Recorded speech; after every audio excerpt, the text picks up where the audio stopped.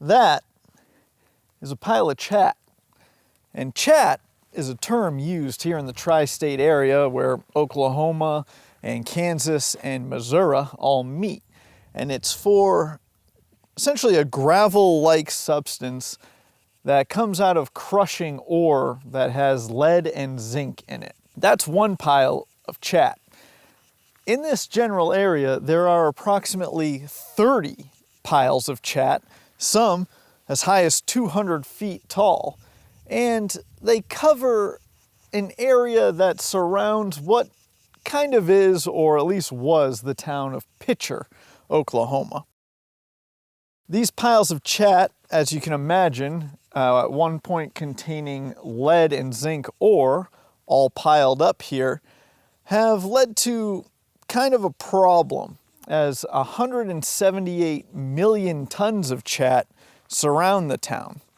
Now, when you take 178 million tons of anything, especially a gravel that used to be a lead-containing ore, you're probably going to have some problems. And Picher's got some problems. It's got some Superfund problems. And if you've seen some of my other videos about other Superfund sites, you'd know that being a Superfund, well, it's not all that super. This tri-state area expanded in the early 1900s when there was a discovery of lead and zinc nearby on what was a man named Harry Crawfish's claim, and mining operations began shortly afterwards. As a lot of boom towns of historical past, this town, Picher, developed almost overnight and was named Picher in honor of O.S. Picher, who owned the Picher Lead Company. By 1920, the local population had reached almost 10,000 people, and it peaked in 1926 with about 14,000 people.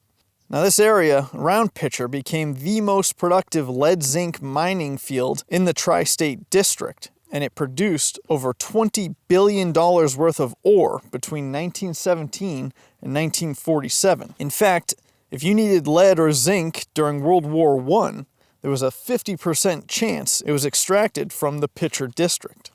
And by 1947, having crossed both world wars, this area contributed to 75% of the metals used in the warheads for both wars.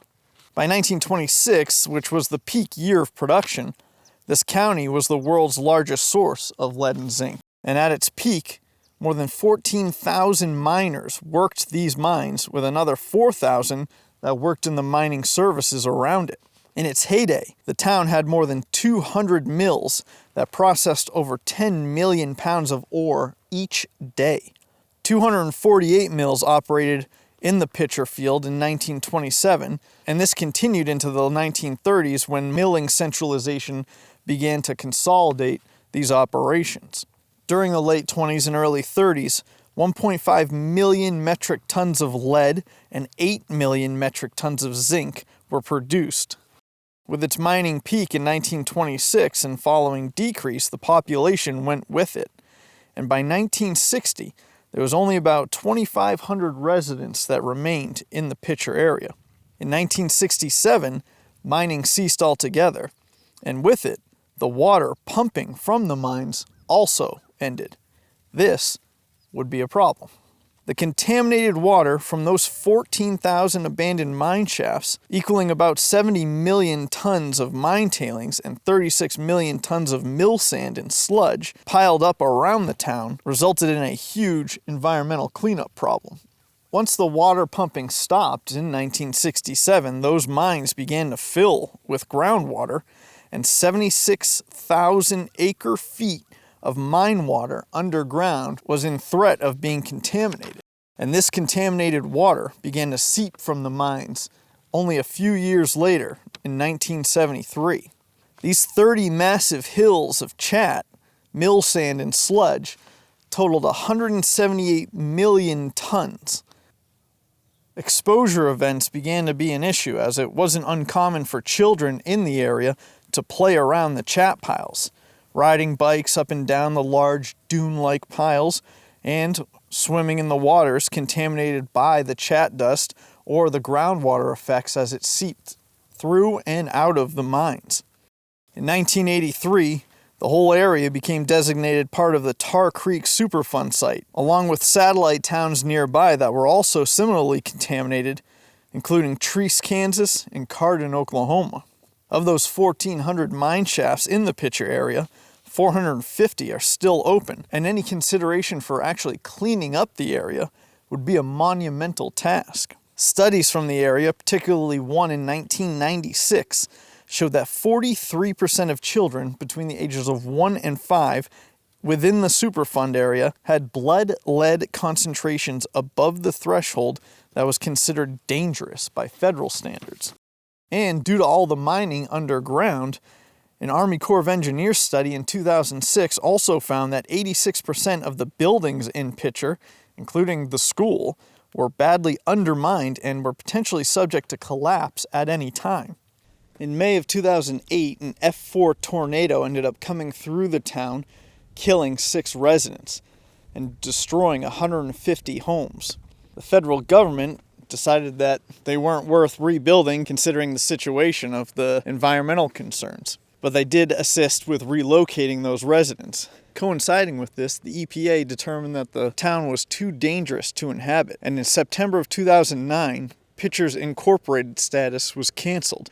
And in 2010, the town was technically evacuated, leaving less than 20 residents within what was the boundaries of the town of Picher. In 2011, most of the houses and structures were demolished, and only 6 residences remained. Picher Water Tower. The high school is the home of the Gorillas. This is one of the main areas where people still actually live. There's still some housing and some residents that make Picher home, but a lot of the buildings are completely decrepit, falling down, including these right up here, which have the standard keep out signs, just reduce liability, I guess.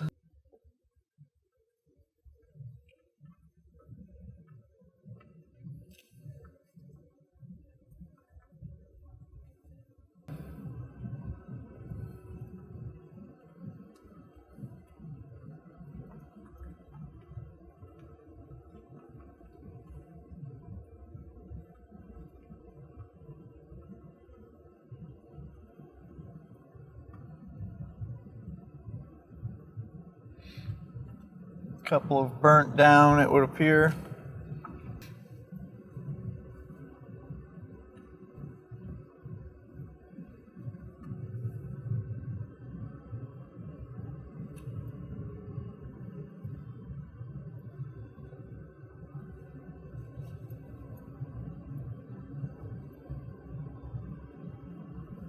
That's pretty much all that remains of the town, which once had 14,000 people living in it. Picher and the surrounding area is now one of the largest Superfund sites in the U.S., with an area of nearly 50 square miles. An estimated cost of remediation, as well as the follow-on monitoring that would be required, range from between $500 million to $60 billion.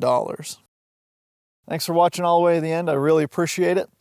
Check out these other videos about other Superfund sites that you might find super fun. And I would say get lost, but some people don't get the joke, so I'll see you in the next one.